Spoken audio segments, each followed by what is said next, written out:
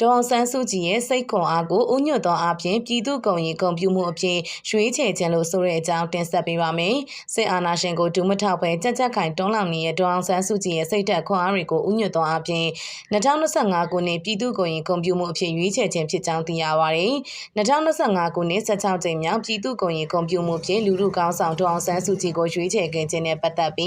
ပြည်သူ့ဂုဏ်ရည်အသင်းဗဟိုလုံမှုဆောင်ဖွဲ့ကထုတ်ပြန်ရမှာထပ်ပါတိုင်းပြောပြခဲ့တာပါ။အသက်40ကျော်ကလေးကစတင်ခဲ့တဲ့ဒေါ်အောင်ဆန်းစုကြည်ရဲ့နိုင်ငံခီးစဉ်မှာစစ်အာဏာရှင်တွေကိုကြမ်းကြက်ခိုင်တွန်းလှန်ခဲ့တာအခုအသက်80အရွယ်ထိတိုင်မှာပဲအဲ့ဒါဒေါ်အောင်ဆန်းစုကြည်ကပေးတဲ့အရေးကြီးတဲ့ message ပါတော်လိုင်းအတွက်အရေးကြီးတဲ့ခွန်အားတရက်ပါပြည်သူ့ဂုဏ်ရည်ရဲ့ဂုဏ်ပြုမှုဟာမြန်မာပြည်သူတို့ရဲ့အတန်ပါလို့2020ရွေးကောက်ခံမန္တလေးတိုင်းလွှတ်တော်အမတ်တအုပ်ကပြောပါတယ်2025ခုနှစ်ပြည်သူ့ဂုဏ်ရည်ဂုဏ်ပြုမှုဖြင့်ရွေးချယ်ခြင်းကဒေါ်အောင်ဆန်းစုကြည်ရဲ့ဘဝတစ်လျှောက်လုံးမြန်မာနိုင်ငံနဲ့ပြည်သူတွေပေါ်ထားရှိရဲ့အနစ်နာခံမှုမေတ္တာတရားနဲ့နိုင်ငံဦးဆောင်မှုတွေပေါ်ကျေးဇူးတင်စကားဆိုလာခြင်းဖြစ်ကြောင်းပြည်သူ့ဂုဏ်ရည်အသင်းကထုတ်ပြန်ပါတယ်။မတရားဖန်ဆီးထိမ့်သိမ်းခံရတဲ့ဒေါ်အောင်ဆန်းစုကြည်ပါဝင်နိုင်ငံအကျဉ်းသားတွေနဲ့အတူတမျိုးသားလုံးစစ်ကြုံဘဝမှာလွတ်မြောက်ဖို့အတွက်ပြည်သူ့ဂုဏ်ရည်အသင်းကြီးကဆက်လက်အားစိုက်ကြိုးပမ်းသွားမှာဖြစ်ကြောင်းထပ်လောင်းကတိပြုတယ်လို့ထုတ်ပြန်ထားပါတယ်။2025ခုနှစ်ပြည်သူ့ဂုဏ်ရည်ဂုဏ်ပြုမှုဖြင့်ဒေါ်အောင်ဆန်းစုကြည်ကိုရွေးချယ်ကြောင်းဧပြီ22ရက်မှာပြည်သူ့ဂုဏ်ရည်အသင်းကထုတ်ပြန်ခဲ့ပြီးဂုဏ်ပြုပွဲအခမ်းအနားကိုအမေရိကန်ပြည်ထောင်စုတက်ဆက်ဌာနခွဲမှာမေလ24ရက်ညနေ9:00နာရီမှ8:00နာရီထိကျင်းပသွားမှာဖြစ်တယ်လို့သိရပါတယ်။နောက်ထပ်တစ်ပုဒ်အနေနဲ့တရုတ်ရဲ့အပြည့်ရဲ့စောင့်ကြည့်ရေးဖွဲ့ကြောင်းရှမ်းမြောက်မှာစစ်ကောင်စီအသာစီးရနိုင်မလားဆိုတဲ့အကြောင်းတင်ဆက်ပေးပါမယ်။စစ်ကောင်စီနဲ့ MND တို့ရဲ့ပြစ်ခတ်ရဲစဲကိုစောင့်ကြည့်ဖို့တရုတ်နိုင်ငံကပြစ်ခတ်ရဲစဲမှုစောင့်ကြည့်ရေးဖွဲ့ကိုလာရှိုးမြို့ကိုဆင်လွှတ်ခဲ့တယ်လို့တရုတ်နိုင်ငံခြားရေးဝန်ကြီးဌာနပြောခွင့်ရကောင်ချင်းကန်ကဧပြီ22ရက်မှာထုတ်ပြောပါတယ်။မြန်မာနိုင်ငံမြောက်ပိုင်းရှိလာရှိုးမြို့ကနေ MNDA တပ်ဖွဲ့ဝင်တွေစုခွာပြီးတဲ့နောက်ဧပြီ22ရက်နေ့မှာစစ်ကောင်စီတပ်ဖွဲ့ဝင်တွေဝင်ရောက်လာပြီးဒေသဆိုင်ရာအုပ်ချုပ်ခွင့်ပြန်လည်လွှဲအပ်မှုပေါ်သတင်းစာရှင်းလင်းပွဲမှာတရုတ်အစိုးရကဖြေကြားလာတာပါ။စစ်ကောင်စီနဲ့ MNDA တို့ရဲ့ကုမင်းဆွေးနွေးပွဲကသဘောတူညီချက်တွေကိုအကောင့်ထဲပေါ်ဖို့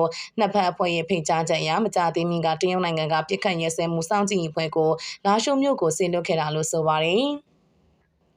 ဒီအဖွဲ့ကစစ်ကောင်စီနဲ့ MNDA တို့ကြားပြစ်ခတ်ရဲစဲကိုစောင့်ကြည့်သွားမှာဖြစ်ပြီးလာရှိုးမြို့ချောင်းမွေစွာလွှဲပြောင်းပေးရခြင်းကိုမျက်မြင်သက်သေခံသွားမယ်လို့တရုတ်နိုင်ငံခြားရေးဝန်ကြီးဌာနပြောခွင့်ရသူကထောက်ပြပြောဆိုထားတာပါ။ CDN ဗိုလ်ကြီးစင်ရောကတရုတ်အားကိုနဲ့ကိုကန့်ထိန်ချုံနေမြေတွေမှာရွေးကောက်ပွဲလုပ်ဖို့တင်စစ်ကောင်စီကဖိအားပေးလာနိုင်ပြီးနှစ်ဖက်အဖွဲ့အစည်းကလည်းအပြစ်ရဆိုင်ထားတာကြောင့် TNL ပေါ်စီရင်ရတက်ရောက်နိုင်တယ်လို့သုံးသပ်ပါတယ်။စစ်ကောင်စီကတရုတ်အားကိုနဲ့ကိုကန့်ထိန်သိမ်းထားတဲ့နေရာတွေမှာသူတို့ရဲ့ဟန်ပြရွေးကောက်ပွဲကျင်းပနိုင်ဖို့တင်ဖိအားပေးလာနိုင်မယ်လို့ကျွန်တော်တို့မှန်းဆပါတယ်လာရှိုးပြီးတော့တစ်ချက်ပို့ဆိုတာက MNDA ကိုကန့်ဖွဲ့တွေနဲ့အပြစ်ရဆိုင်ထားတဲ့သဘောရှိတယ်အဲ့တော့ဟိုဘက်က TNL ဘက်မှာသွားပြီးတော့ဖိအားဖြစ်သွားတယ်ဘာလို့ဆိုရှမ်းမြောက်မှာစစ်ကောင်စီရဲ့ဦးတီရန်သူဆိုလို့ TNL တို့ PPL တို့ Mentally PDF တို့အဲ့လောက်ပဲရှိတော့တဲ့အနေအထားမျိုးဖြစ်သွားတာပေါ့အဖွဲ့တစ်ဖွဲ့ရဲ့အပြစ်ရဆိုင်ရင်အားတော်တော်ကျသွားတယ်အဲ့ဒီရဆိုင် FK TNL ဘက်ကိုသွားပြီးတော့ပိုခံစားရတာပေါ့လို့ဆိုပါတယ်ထိန်ချုပ်ထားတယ်လာရှိုးမြို့ပေါ်ကနေစုခွာခဲ့ရတဲ့ကိုကန့်တက် MNDA ကမြို့ပြင်နယ်ကြီးရွာတွေမှာတော့ဆက်လက်နေရာယူထားပြီးစစ်ကောင်စီကတော့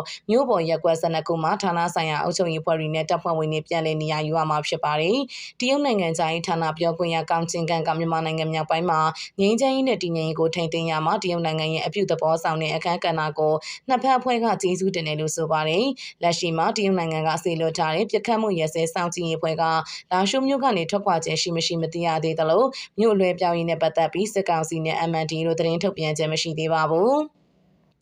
ရှမ်းမြောက်ရှိအရှေ့မြောက်တိုင်းစစ်ဌာနချုပ်ခြေဆိုင်ရာလာရှိုးမြို့ကို MNDA နဲ့ပူးပေါင်းဖွဲ့တွေက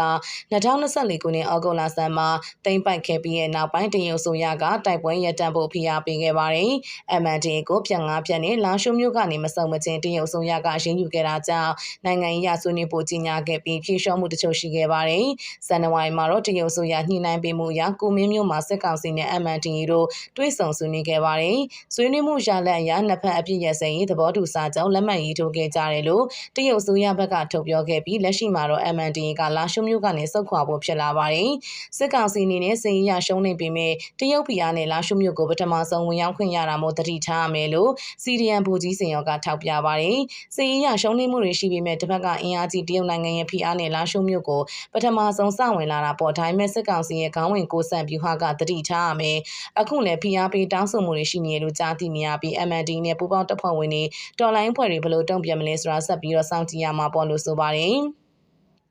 တရုတ်ဆိုရကတော့ကုမင်းဆွေးနွေးပွဲပြုလုပ်နေစဉ်လုပ်ငန်းစဉ်တိုးတက်အောင်ဆက်လက်လှုပ်ဆောင်သွားမှာဖြစ်ပြီးမြန်မာနိုင်ငံမြောက်ပိုင်းမှာစစ်ပွဲတွေရပ်တန့်ဖို့အတွက်ဆွေးနွေးပွဲတွေလှုပ်ဆောင်သွားမယ်လို့သတင်းစာရှင်းလင်းပွဲမှာအတည်ပြုထားတာပါ။ဒါအပြင်မြန်မာနိုင်ငံကဗတ်အတီးတီနဲ့အတူတရုတ်မြန်မာနယ်စပ်ငြိမ်းချမ်းရေးနဲ့တည်ငြိမ်ရေးကိုပူးပေါင်းဆောင်ရွက်သွားမယ်လို့တရုတ်နိုင်ငံသားရေးဌာနပြောရေးဆိုခွင့်ရှိသူကပြောကြားခဲ့ကြောင်းမြန်မာနိုင်ငံဆိုင်ရာတရုတ်တန်ယုံကထုတ်ပြန်ထားပါတယ်။နောက်ထပ်တစ်ပုံအနေနဲ့ကော့ဂရိတ်တနယ်လုံးတိုက်ပွဲပြင်းထန်ပြီးမြို့ကိုတော်လိုင်းတပ်များဝန်းရံပိတ်ဆို့ထားတဲ့အကြောင်းတင်ဆက်ပေးပါမယ်။ရင်ခွဲတောင်စကန်အပါအဝင်စစ်ကောင်စီစကန်ချိုတော်လိုင်းတပ်များသိမ်းပိုက်ထားတယ်လို့သိရပါတယ်။ကော့ဂရိတ်ဒေသမှာစစ်ကောင်စီတပ်သားအများအပြားအလင်းဝင်နေတယ်လို့သိရပါတယ်။ကရင်ပြည်နယ်တပ်မဟာကြောင်နယ်မြေတွင်တိုက်ပွဲများပြင်းထန်နေပြီးတော်လိုင်းတပ်များကစစ်ကောင်စီရဲ့ရင်ခွဲတောင်စကန်အပါအဝင်တပ်စကန်ချိုသိမ်းပိုက်ရရှိကကော့ဂရိတ်မြို့နယ်ကိုလည်းဝန်းရံပိတ်ဆို့ထားကြောင်းသတင်းရင်းမြစ်တွေကပြောပါတယ်။ကရင်မျိုးသားစီယုံ KNU ရဲ့တပ်မဟာကြောင်နယ်မြေရှိကော့ဂရိတ်မြို့ဝင်းကျင်နဲ့ကော့ဂရိတ်မြို့မှာဒေါနာတောင်တောင်ပေါ်တောနောရီတကွန်တီနေရာယူထားတဲ့အောင်စီရစစ်ကြောင်းကိုမြို့သားလူမျိုးရေးတပ်မတော် KNL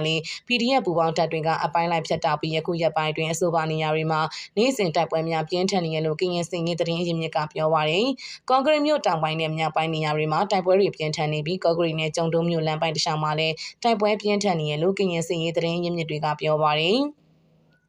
ဒါအပြင်တော်လိုင်းပူပေါင်းတပ်တွေကကော့ဂရိတ်မြို့ကိုဝန်းရံပိတ်ဆို့ထားတယ်လို့အဆိုပါဒေသရှိ PDF တရင်မှုတုံးကပြောပါတယ်။ကျွန်တော်တို့မြို့ကိုပတ်ဝိုင်းထားတယ်နောက်ပြီးသူတို့ရိတ်ခါလမ်းကြောင်းခရမ်းလမ်းကြောင်းတွေကိုအဓိကဖြတ်တောက်လိုက်တယ်လို့အဆိုပါတရင်မှုကပြောပါတယ်။ပြီးခဲ့တဲ့၄ရက်ခန့်ကကော့ဂရိတ်မြို့အဝင်ရှိစစ်ကောင်စီရဲ့MSNနဲ့စစ်စင်ကုတ်ကဲမှုဌာနချုပ်နီးမှာတိုက်ပွဲရက်ဆက်ပြင်းထန်ခဲ့ပါတယ်။အဆိုပါနေရာအနီးရှိစစ်ကောင်စီရဲ့ရှင်ခွဲတောင်စခန်းကိုလည်း KNL PDF ပူးပေါင်းတပ်တွေကသိမ်းပိုက်ရရှိခဲ့ကြောင်းကရင်စင်ရေးသတင်းအရင်းမြစ်တုံးကပြောပါတယ်ရှင်ခွဲတောင်စခန်းကကြာပြီး3-4ရက်ရှိပြီးလွန်ခဲ့တဲ့9ရက်လောက်ရှိပြီလို့၎င်းကပြောပါတယ်ဒါအပြင်ကော့ဂရိတ်မြို့ဝင်းကျင်နဲ့ကော့ဂရိတ်မြို့မှာဒေါနာတောင်ပေါ်တောနောရီတကွန်တီနေရာယူထားတဲ့အောင်စီရစစ်ကြောင်းကို KNL PDF ပူးပေါင်းတပ်တွေကအပိုင်းလိုက်ဖြတ်တောက်ထားပြီးယခုရက်ပိုင်းတွင်အဆိုပါနေရာတွေမှာနေ့စဉ်တိုက်ပွဲများပြင်းထန်နေရလို့ကရင်စင်ရေးသတင်းအရင်းမြစ်တွေကပြောပါတယ်လက်ရှိအောင်စီရစစ်ကြောင်းရဲ့အနေထားမှာရှေ့ပိုင်းအလဲပိုင်းနဲ့နောက်ပိုင်းမှာအချင်းချင်းမကူနိုင်တော့တဲ့အခြေအနေဖြစ်နေရလို့လည်းကရင်စင်ရေးသတင်းရင်းမြစ်ကပြောပါတယ်။အခုအောင်စင်ရစစ်ကြောင်းဆိုတောင်ပေါ်မှာအနေအချင်းကျန်နဲ့200ကျော်လောက်ကျန်သေးတယ်။အဲ့ဒီဥစ္စာတွေကတကယ်တမ်းပိတ်ဆို့မိပြီးနောက်ပြီးတော့ရေကွန်ဘတ်ချမ်းမှာရှိတဲ့အဖွဲ့တွေဒါတွေကကျွန်တော်တို့ကအားလုံးကိုဖျက်တောက်လိုက်ပြီးဆိုတော့သူတို့ကဆက်တုံးမလားအညံ့ခံမလားအဲ့ဒီနှစ်လမ်းပဲရှိရလို့ဆိုပါတယ်။ဒါအပြင်ကော့ဂရိတ်မြို့နယ်ရှိကော့ဂရိတ်ကျုံတုံးလမ်းပိုင်းမှာလည်းတိုက်ပွဲများပြင်းထန်နေပြီးတော်လိုင်းပူပေါင်းတပ်တွေကအဆိုပါလမ်းပိုင်းရှိစစ်ကောင်စီတချမ်းစုကိုသိမ်းပိုက်သွားတယ်လို့ပြောပါတယ်။ကော့ဂရိတ်ကျုံတုံးလမ်းပိုင်းရှိ3တိုင်း4တိုင်း5တိုင်းစတဲ့နေရာတွေရှိစစ်ကောင်စီစခန်းတွေကိုသိမ်းပိုက်ရရှိထားပြီးကျုံတုံးမြို့အနီးရှိ9တိုင်းမှာစစ်ကောင်စီကခံစစ်ပြင်ခုခံနေရလို့ဆိုပါတယ်။စစ်ကောင်စီဘက်ကတော့အဲ့ဒီဘက်ချမ်းကိုသူတို့မျှော်လင့်ချက်ကတော့မဖြစ်နိုင်ဘူးဒါပေမဲ့အခုလက်ရှိကတော့ကျုံတုံးဘက်ချမ်းကိုပြန်ပြီးတော့ခံစစ်ပြင်နေတာပဲရှိရဲခံစစ်အင်အားဖြည့်တာပဲရှိရဲဒါပြီးရင်သူတို့ကရွာတွေကိုလက်နက်ကြီးတွေပစ်ထဲတယ်ရွာသွားတွေဖုန်ကြီးကျောင်းတို့စာတင်ကျောင်းတို့မှာသွားခုံလုံးကြတဲ့အခါကျတော့သူတို့ကလေရင်နဲ့ထပ်မံပုံကျဲတဲ့တော်တော်များတယ်လို့ပြောပါတယ်။တိုက်ပွဲပြင်းထန်နေတဲ့ကော့ဂရိတ်မြို့မှာစစ်ကောင်စီကမြို့ကန်ပြည်သူ1000ကျော်ကိုတစားကန်ဖြစ်ထိန်းထားပြီးမြို့ပြင်ကိုထွက်ခွင့်မပေးကြောင်းကရင်စင်ရေးသတင်းရင်းမြစ်တွေကပြောပါတယ်။ KNL PDF ပူးပေါင်းတပ်တွေကကော့ဂရိတ်မြို့ဝင်းကျင်ကိုပိတ်ဆို့ထားပြီးမြို့သိမ်းတိုက်ပွဲဖြစ်လာတဲ့ပေါ်ကြောက်လန့်နေတဲ့စစ်ကောင်စီကမြို့နေပြည်သူတွေကိုတစားကန်ဖြစ်ပိတ်ဆို့ထားတယ်လို့ဆိုပါတယ်။ကော့ဂရိတ်မြို့ရှိမြို့မှာဘုံကြီးကျောင်းဆရာတော်ကပြည်သူတွေကိုထွက်ခွာခွင့်ပေးဖို့စစ်ကောင်စီထံတောင်းဆိုတော့လဲစစ်ကောင်စီကလက်မခံကြောင်းကရင်စင်ရေးသတင်းရင်းမြစ်တွေကပြောကြားခဲ့တယ်လို့သတင်းမှဖော်ပြပါရှိပါတယ်ရှင်